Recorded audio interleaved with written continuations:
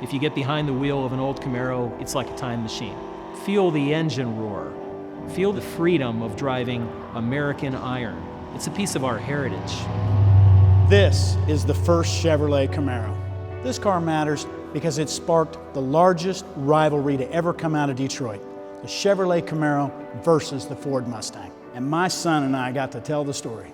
It's lived 50 years of an amazing life, a crazy life. I mean, not many humans can even say that they've had a crazier life in this car. It was a pilot prototype. It's one of 52, and this car is without a doubt the first of the first. It's the real deal. My son found it. Wasn't even old enough to have a driver's license yet. I was browsing one day after school on a message board and came across a thread on the very first Camaro. The guy was curious to what he had. My dad jumped in his truck and drove down there. There were so many nuances to the vehicle that I had never seen before that I was convinced that it probably was the very first car that was ever built. VIN number is the first thing you look at. You've got N100001. You know, I mean, it's not conclusive, but boy, it's a smoking gun. It's nailed right to the pillar with a couple of rivets, and those rivets remain undisturbed to this day. The reason that the car was on the message board was because a common insurance agent had the sense to say, wow, that's a lot of zeros. Are you sure you're not reading that wrong to me over the phone? We took a chance on it and brought it home, and Logan began his research. The first thing we did was reach out to the General Motors Heritage Center. They supplied us with everything that they had on the original Camaros that were built.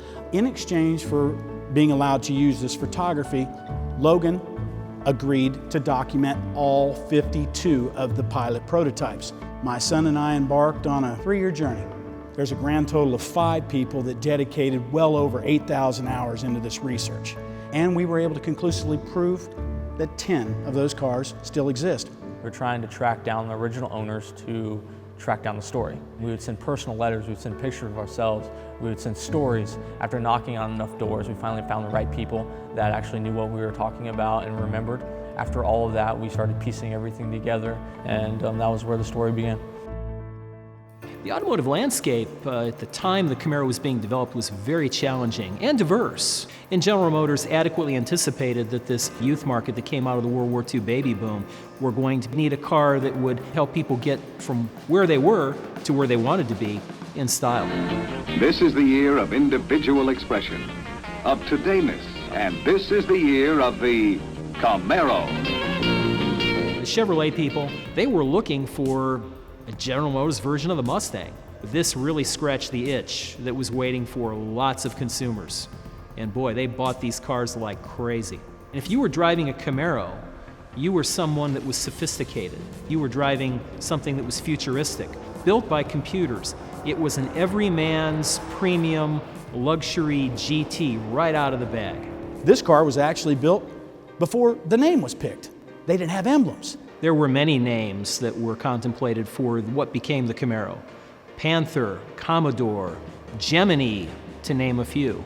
In June 1966, Pete Estes had a satellite conference in which he picked the name Camaro. It meant comrade or pal. The PR was really no PR. General Motors took excellent advantage of the chattering class within the media. They put some teaser photography out in Life magazine, Popular Mechanics, that showed just an image of the front end of the car. By telling nothing, there was so much pent-up interest from the press. When the car came out, they had record sales in the showrooms.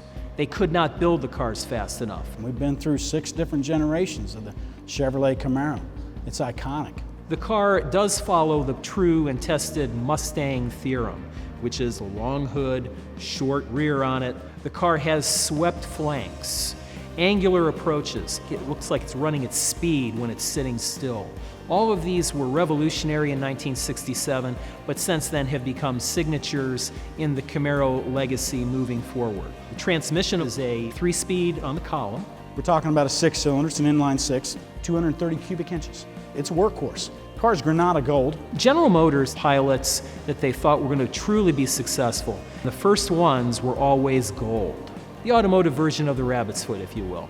And the car wears it well. The car drifted through a number of successive owners, ending up with a race car builder. The race car builder thought it deserved something better than a 6-cylinder under the hood. So on went the big block engine, a high-performance drivetrain. One thing he did, though, is he kept all the original parts. It was a popular car, raced for multiple years in the NHRA. The car had been raced hard and just parked outside and used as a toy. Mr. Lawson, who is akin to Sherlock Holmes, managed to locate this race car builder, and he made a deal with the man, and all the original prototype parts were reunited with the car, which is a huge feat for a car like this. Working with my dad that close was really cool. Just thinking about it, I know how special it is, even at 18. There are memories that can't be exchanged or forgotten. I love that my son and I did this. I care about the history. I care about that boy. This is a story that him and I and other people that we care about put our blood, sweat, and tears in because we wanted to save it for other people. I'm Logan Lawson. And I'm Corey Lawson. And this car matters.